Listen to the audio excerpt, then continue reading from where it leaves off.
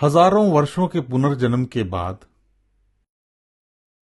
आपको क्या प्राप्त होगी? समाधि। यह आपका अंतिम गंतव्य है। ये शब्द एक आत्मा के थे जो तंत्र कक्ष में उपस्थित थी और ये मेरे दोस्त को सम्मोहन में नियंत्रित कर रही थी। लाइट्स बुझा दी गई थीं, कमरे में अंधेरा था और फिर अचानक लाइट्स दिखने लगीं। ये बहुत छोटी लाइटें थीं, क्रिसमस ट्री लाइट की तरह, लेकिन वो छोटी थीं और वो विभिन्न रंगों की थीं जो सैकड़ों की संख्या में थीं। मैंने इस बारे में तब पढ़ा था जब मैं पारलौकिकता की प्रक्रिया के विषय में अध्ययन कर रहा था, और जो आत्मा मेरे दोस्त के माध्यम से बोल रही थी उससे मैंने पूछा कि ये लाइट्स हैं क्या, और उत्तर दिलचस्प था।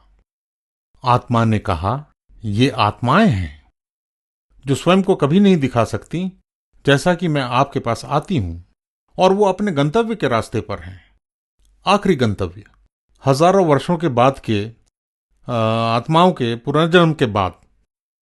और मैंने सवाल किया, हमारा अंतिम गंतव्य क्या है? और आत्मा ने कहा, समाधि। और हम में से कोई नहीं जानता था कि समाधि क्या है, लेकिन मुझे बाद में पता चला कि समाधि वास्तव में है क्या। एक हिंदू सत्य शब्द समाधि, जो आत्मा ने मुझसे कहा, कब मतलब सबके साथ एक रास्ता जिसमें स्वयं का कोई अस्तित्व नहीं होता। मैंने पूछा, तुम्हारा मतलब क्या है? और उसने कहा कि आप एक ऐसी जगह कैद हैं, एक तरह की प्रकाश की गेंद, और आपको ऐसा महसूस होता है, गर्म महसूस हो रहा हो और सुखद और खुशी, लेकिन वहां आपके अस्तित्व का कोई महत्व नहीं होता। मैंने कहा, जैसे कि हम मृतक हों। और आत्मा हंसने लगी। आपको पता है, मेरे मसीह बनने से पहले मैं एक पारलौकिक विशेषज्ञ था, और मैं पुनर्जन्म में भी विश्वास करता था कि हमारा जन्म फिर से होगा ताकि हम खुद को बेहतर कर सकें। चलिए इसके पीछे छिपे मनोविज्ञान पर एक नजर डालें। मैं यह जानने को प्रबल इच्छुक था कि मृत्यु के बाद एक जीवन है। न केवल मैं हैरान था, लेकिन मैं भावनात्मक रूप से भी परेशान था।